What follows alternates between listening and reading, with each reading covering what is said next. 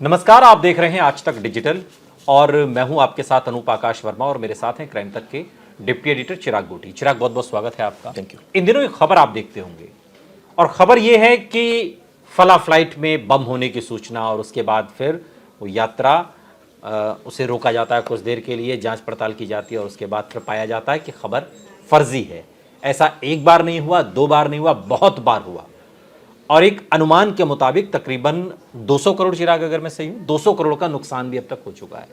अभी तो ये खबर चल ही रही है कि इस बीच एक नई फ्रेश जो थ्रेट है वो आई है 11 विस्तारा फ्लाइट्स की, UK 17, 21, 23, 25, 107, 27, UK 122, 124, 155, 272, मतलब ऑलमोस्ट 508, ये इस तरीके की चीज़ें आ रही हैं। चिराग, कुछ समझ में आ रहा है क्या कि इसका मकसद क्या है?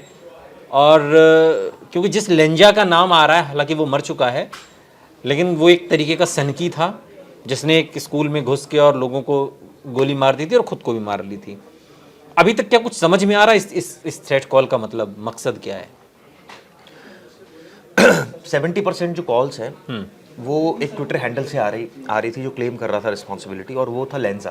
ओके। ये 2012 में हम सबको पता है, यूएसए में जब एक कांड हुआ था, एक स्कूल था जिसमें एक लड़का लेंजा नाम का घुस गया था, उसने ताबड़तोड़ गोलियां चलानी शुरू कर दी थी, 20 इसमें लोग मारे गए थे, खुद को भी मार ली थी बाद में, अपनी उससे पहले अपनी मदर को मार कर आया था। तो रीज़न इसका नहीं पता चल पाया आज तक, क्योंकि वो खुद ही मर गया था। लेकिन अब उसी के अकाउंट से किसी ने ऑब्वियसली फेक अकाउंट क्रिएट किया, या कई बार होता है कि किसी सेलिब्रिटी के नाम से लोग अकाउंट, या पैरोडी तो आजकल बहुत चल रहे हैं, जो बहुत सारे अकाउंट हम देखते हैं फिक्टिशियस भी लोग जो है वो ओपन कर लेते हैं, तो उससे आ रही है थ्रेट्स।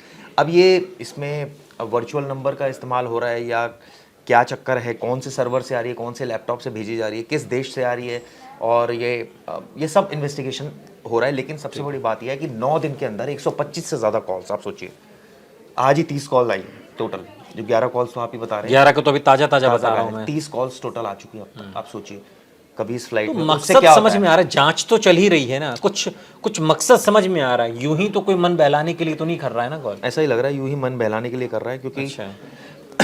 लेकिन उसका मन नहीं बहल रहा, वो लगातार कॉल पे कॉल करे जा रहा है, या वो मेल करे जा रहा है, या वो मैसेज किए जा रहा है। और जिसका खामियाजा ये होता है कि हर एक कॉल को जो प्रशासन है, जो सिविल एविएशन मिनिस्ट्री है, जो उसके अंडर ये तमाम फ्लाइट्स जो डिपार्टमेंट है, वो पैनिक हो जाता है। कई बार फ्लाइट्स को लैंड करना पड़ता है, बिल्कुल, बट वो चेकिंग करनी पड़ती है, पैसेंजर्स को उतारना पड़ता डिले है, होता है, डिले खर्चा होता है, बहुत सारी उसका उनको जो यात्री होते हैं हर्जाना देना पड़ता है, कई बार उनको स्टे कराना पड़ता है, कई बार उनको सब यात्री कोई ना कोई इंपॉर्टेंट काम से ही जा रहे होते हैं, उनके काम अटक जाते हैं। तो ये बहुत मेजर एक प्रॉब्लम है, और इसको लेकर खुद जो सिविल एविएशन मिनिस्टर है उन्होंने एक मीटिंग भी करी है जिसमें ये प्रॉब्लम डिस्कस हुई है। लेकिन अभी तक इसका कोई सोल्यूशन नज़र नहीं आ रहा। और आप सोचिए कि अगर भारत में देखा जाए तो मैं एक जगह पढ़ रहा था, सॉल्यूशन तो तब मैं आपको रोक रहा हूँ, सॉरी, सॉल्यूशन तो तब जो है पता चले जब मकसद समझ में आए। बिल्कुल आपने ठीक कहा, मकसद ही पहले तो पता लगे भाई।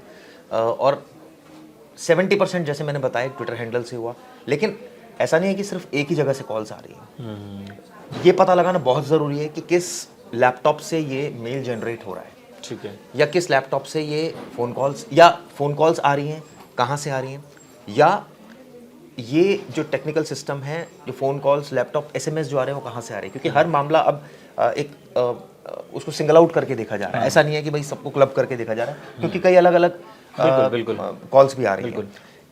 इसमें जो मैंने एक स्टोरी पढ़ी थी अभी, उसमें बता रहे थे करीबन जो पूरे देश भर में, भारत में ही हज़ारों लाखों लोग ट्रैवल करते हैं फ्लाइट से, और इसमें अब आप सोचिए अगर इस तरह की प्रॉब्लम आनी शुरू हो जाए तो करीब करीब लमसम 200 करोड़ का चरमरा जाएगा ना। मतलब एक फ्लाइट अगर यहाँ से देरी से उड़ान भर रही है तो अगली उड़ान भी उसकी लेट होगी, मतलब सारा ही सिस्टम पूरा कोलैप्स कर जाएगा ना। ऐसे तो बिल्कुल ऐसा ही हो रहा है, क्योंकि जब इस तरह की सिचुएशन क्रिएट हो रही है तो नेचुरली, अभी जैसे आपने बताया विस्तारा की 11 उड़ानों को फिर से बम से उड़ाने की धमकी मिली है।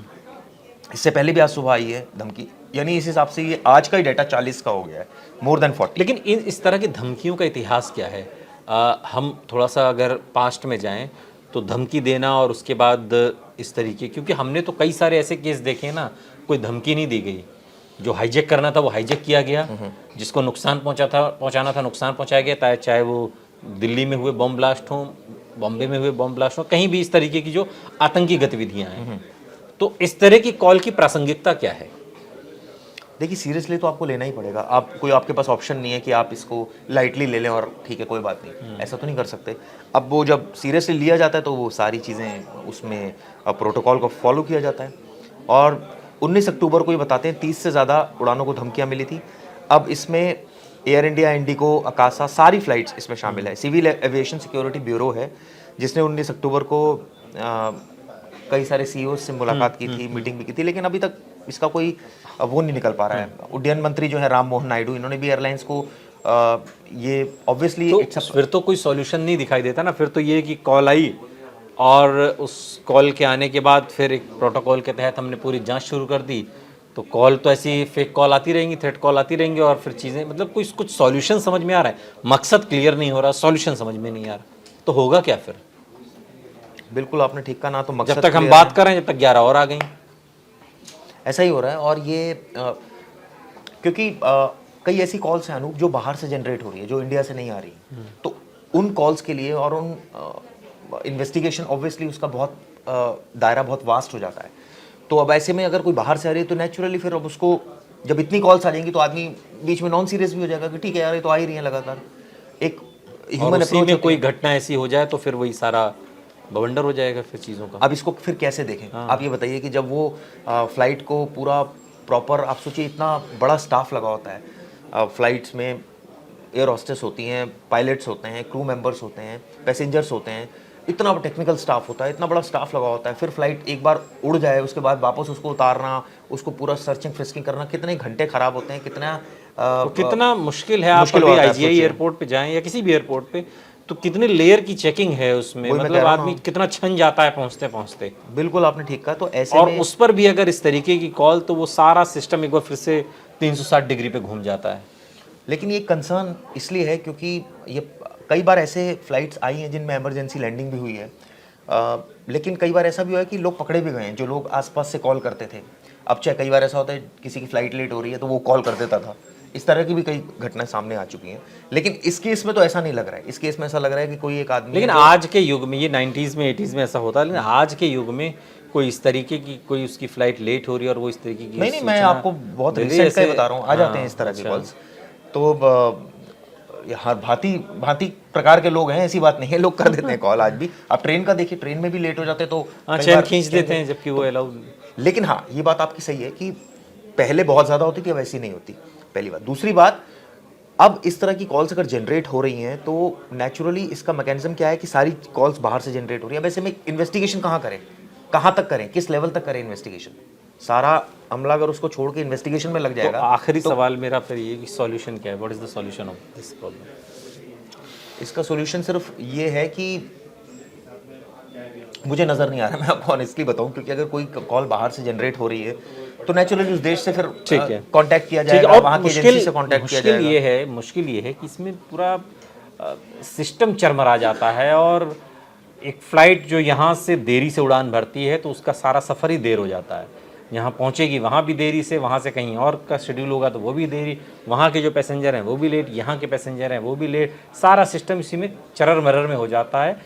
रुपयों का नुकसान होता है सो अलग, फाइनेंशियल जो नुकसान होता है, आर्थिक नुकसान उठाना पड़ता है विभाग को, वो अलग है।